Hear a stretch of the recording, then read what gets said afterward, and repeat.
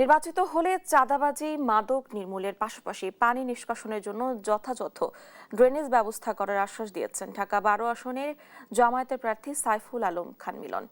মঙ্গলবার সকাল থেকে তেজগাঁওয়ের বিভিন্ন অলিতে গলিতে গণসংযোগ করেন তিনি।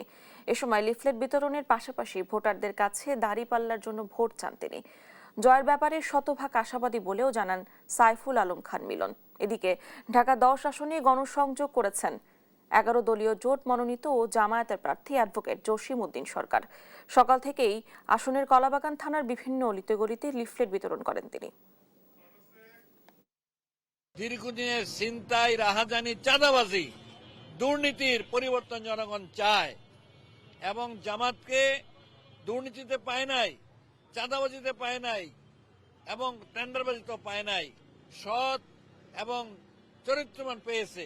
শিল্পাঞ্চলে সরকারি সংস্থার একটা দুইটা তিনটা তো আমার নজরই আসতেছে, মেবি মোর দ্যান দ্যাট আছে। বড় বড় মাঠ আছে, স্কুলেরও মাঠ আছে। এগুলা বিকালে এলাকার ছেলে মেয়েদের জন্য খুলে দিতে ভালো হলে ভালো হয়, সেই চেষ্টা আমরা করব।